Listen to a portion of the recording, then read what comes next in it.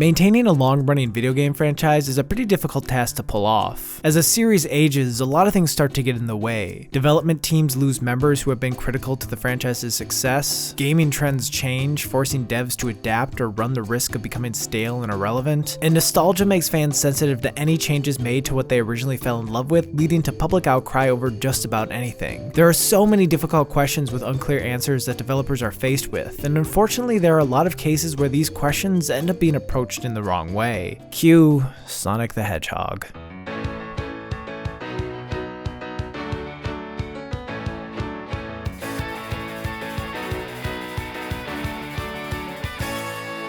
The past decade for Sonic has been shaky at best. Every step forward seems to be followed with a much more memorable step back, and it's left a lot of the fan base divided on what's good, what's bad, and what's wanted for the future. Sonic is in a place where the past is really the only thing that a lot of people think is worth talking about, so that's what fans focus on. The glory days. The time when the most compelling thing about the franchise wasn't its Twitter account. Namely, back when Sonic was 2D. And this is an era that I completely missed. Not jumping in until the adventure games, I didn't experience the rise of this series, and while I enjoyed Sonic Adventure 2, I don't know that I can say I've actually ever played a good Sonic game. For me, Adventure 2 was like the Phantom Menace or Fun Dip. Pretty great when I was 11, but now it just leaves me with a stomachache and a severe sense of self-doubt. In general, it's become really popular to hate on Sonic, so I want to figure out for myself what the deal with this series is, and just as much how this whole thing got started. So it's time to admit that, shh, I've never played Sonic the Hedgehog.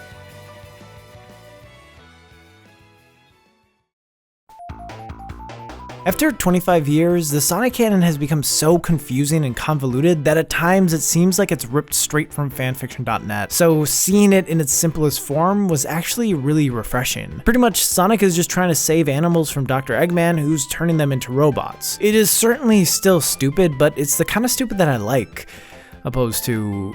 I'm Sonic! Sonic the Hedgehog! Anyway, I found the first stage, Green Hill Zone, to be surprisingly familiar. I think it's because whenever I hear people talk about Sonic's level design, this stage is almost always mentioned. It's highly celebrated, and for pretty good reason, as it solidly sets up the main elements promised by Sega in their original marketing. A spirited protagonist, a detailed and colorful environment, and of course, a lot of speed. I was immediately intrigued by each stage having multiple paths to the finish. There are a lot of layers, and new players will most likely wind up at the bottom, which is almost always the slowest way to the end. Just seeing the different paths incentivizes replaying the levels to find faster routes. All in all, these stages are relatively easy, which lets players move through them quickly, satisfying the promise of the title. For all of these reasons, Green Hill Zone is a pretty great first set of stages. However, this actually ends up being one of the biggest issues with Sonic 1. Green Hill Zone is really as good as it gets. For the most part, the theming of each zone is pretty top-notch. For instance, Labyrinth Zone, while one of my least favorite to play, was definitely my favorite to look at, which was a nice little consolation. But although the zones are drastically different from each other, there isn't a whole lot of variation between the stages in each zone. Most of them get very samey very quickly, as certain elements seem to just be copied and pasted onto different parts of each level. I ended up feeling like I was running through the same loop over and over, which got tiring pretty quickly. However, the biggest issue is that with the exception of maybe Starlight Zone, none of the other zones are all that well built around Sonic's speed. Marble Zone is especially frustrating because it comes just after learning the basics of how to move quickly, and instead of being allowed to really start running fast, I had to wait. A lot. Really, every zone, even the ones that I thought were pretty solid, seemed to be at odds in some way with Sonic's movement, which is where a lot of my problems with the game stem from.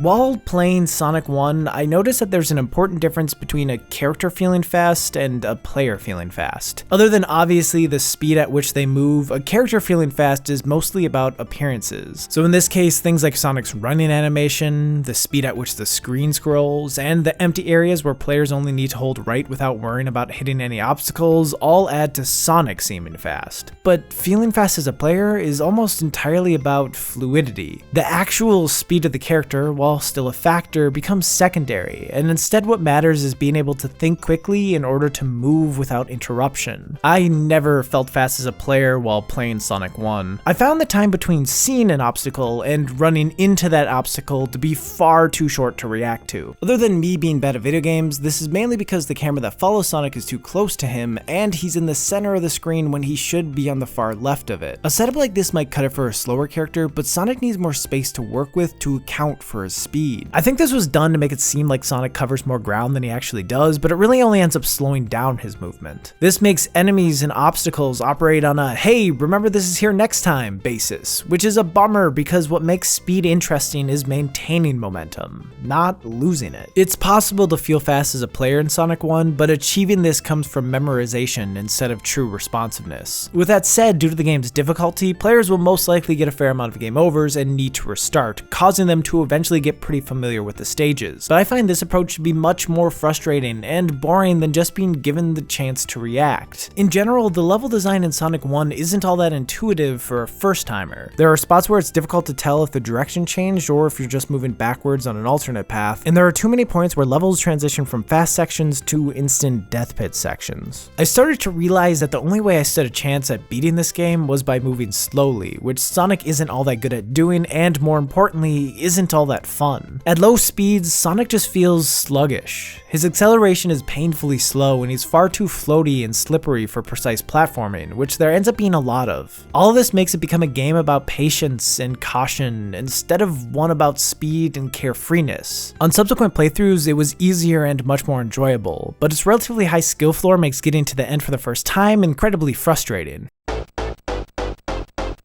Surprisingly, one of my favorite things about Sonic 1 actually ended up being Dr. Eggman. The boss fights with him are okay. To be fair, most 2D platformers that focus more on movement than combat have subpar bosses. Regardless, I like that each battle incorporates some element of its own. So like how the fight in Marble Zone has a lava pit in the middle, and the one in Starlight Zone uses the seesaws and spiky balls. It was a nice way to vary up the fights. But what I really like about Eggman is that he's such a fucking goon. His character design is hilarious, and seeing him in a context where he's not just spitting out generic bad guy lines is actually really refreshing. Here, his comedy derives solely from visual gags, which isn't something I've seen the 3D games pull off very well. I really love that everything I needed to know about him I learned in the first fight. He's a mechanical genius who is also a bumbling idiot. Where some villains are great because they're so despicable you can't help but appreciate them, Eggman is great because he's just straight up likable. At least in this game.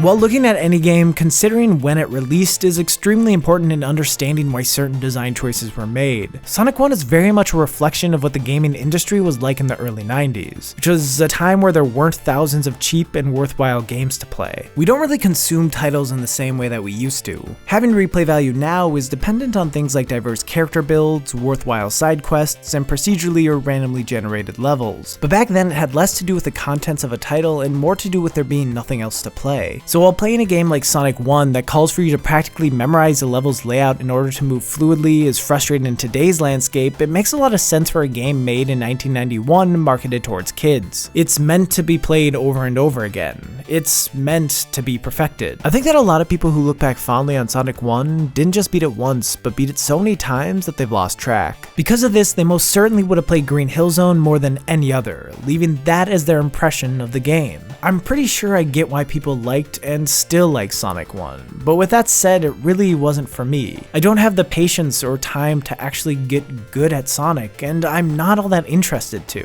While it's visually impressive and has a lot of personality to it, I had too many issues with how it uses speed to really want to revisit it. But overall, I found it to be a very valuable learning experience, and I'm glad that I can check it off my list.